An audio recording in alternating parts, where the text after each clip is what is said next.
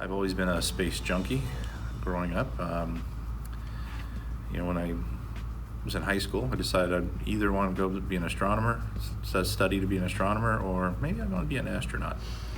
So I went to Annapolis with hopes that someday I'd be a fighter pilot and an astronaut. This is the days of post-Apollo and the early days of the shuttle, where that's kind of how you became an astronaut. Let's go be a fighter pilot. I ended up going a different route.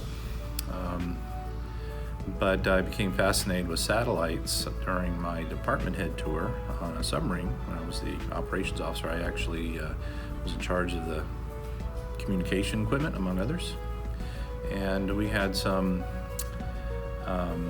we had a new communication suite put on board, and it was having some workmanship issues. And trying to resolve them, and having the installers make several trips on board, and having a lot of problems.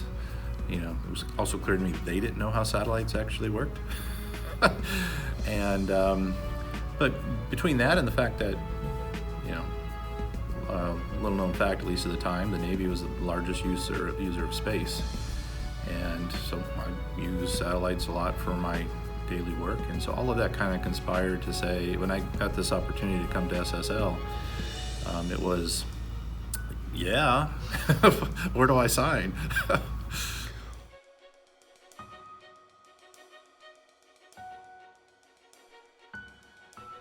I don't set out to say, ooh, I could mentor somebody, or I can mentor that person. I mean, I don't know that the word mentor ever comes into my mind unless it's part of some formal gathering of mentor-mentee.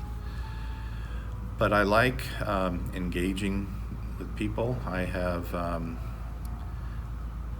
I certainly have been in leadership roles many times over most of my adult life, and I've just known that seeing other people succeed, where I think I might have had something to do with that, was very, very gratifying. My own work always seemed like it was work. I got it done. But when I could see somebody else succeed and think I might have had something to do with that, it makes you want to reach out to the next person and the next person. And what's the worst that could happen? It doesn't work out. Okay, I tried.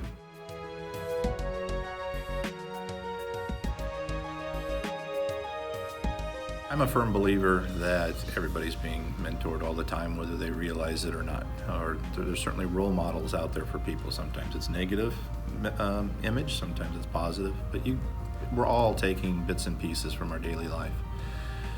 But sometimes there's those one or two individuals that matter most. Mark Marshfield, the department head when I was in the Navy,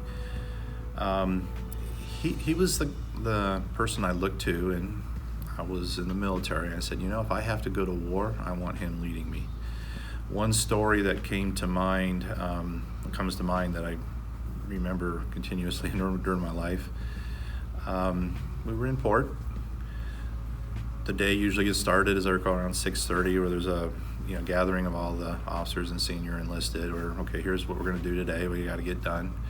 I got in about an hour early, and he was in the captain's stateroom, and they were having a disagreement. And I don't remember what they were talking about, but it was very clear that Mark did not see eye to eye with the captain. He was telling him why this was a bad idea, we shouldn't be doing it, and everything else. I went down to the mess areas, eating areas, and a little while later, Mark comes down, did his usual daily routine of taking one of the donuts off the platter, cutting it in half, and taking the half without the calories. And then when the gathering happened later that morning, and being a senior person, he was leading much of it, he went off on, we're going to go do this, and we're going to do it this way, and you'd swear to God that it was his idea. There was no hint of, the old man's crazy, he's making us do this, we'll just have to grin, and not a hint of that. You'd swear it was his idea. And that was a powerful message on a young, impressionable adult. And we're all in that kind of position many times in life. So that's one specific instance. And Bob McFarland had a very special role here at SSL. His job, as our former president used to say, the job of that person is to make sure we still have a company 5 years from now. And he didn't mean in terms of dollars and cents. He meant in terms of that our product was something that our customers and the insurance community valued and wanted. He used to also tell those insurers and customers, that guy, he's the only guy in the company who can tell me what to do. Because it was so important, and he needed that trust of those people to have a thriving business. And I had the opportunity to work with Bob a lot. I didn't go engage him per se, tell me everything you know, but I just had the opportunity to work with him because of the assignments I had. And we would also eat in the cafeteria together and inevitably talk some shop. And didn't know it at the time, but he was mentoring me. And when I was privileged enough to take his job, which I have now, the first things I wrote on my whiteboard my first day was WWBD. What would Bob do?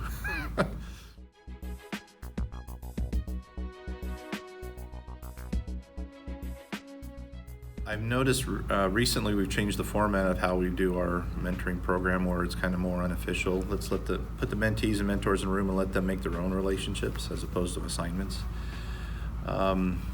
When I listen to some of the mentors make their case of why they should be a mentor, it makes you wonder if they really, appreciate what their role is and the value that they need to bring to the individual, as opposed to, I know a lot, why don't you come talk to me? Well, okay, but it's not about you, it's about the mentee.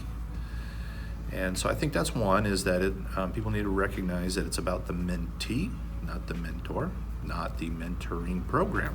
What does the mentee need, regardless of, what the structure was set up.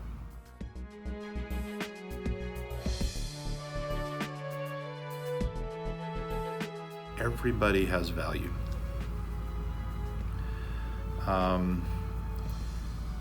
There are smart people in the room. There are not so educated people in the room. There are admin assistants. There are executive directors. Everybody has a job and they all have value, and if you're missing one of those people, the team suffers.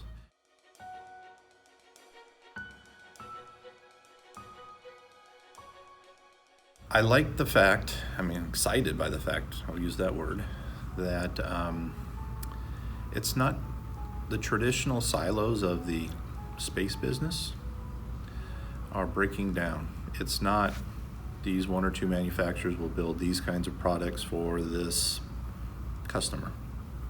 We build geocomsats for these customers. Somebody else will build, JPL will do all the deep space stuff for NASA. We can probably, a lot of traditional silos out there. Those are coming down, and here we're actually getting an opportunity to do things that we haven't been doing. In my time here, we have built over 100 geocomsats that are, 92 of which are on orbit, are still operating on orbit right now. Great, and every single one has its challenges. But now when we're talking about working on lunar gateway, we're talking about on-orbit servicing and rendezvous, things that used to only astronauts get to do. It's really exciting, and I like being at a company where we get to play in multiple sectors now, because there's more learning to do, and I like learning.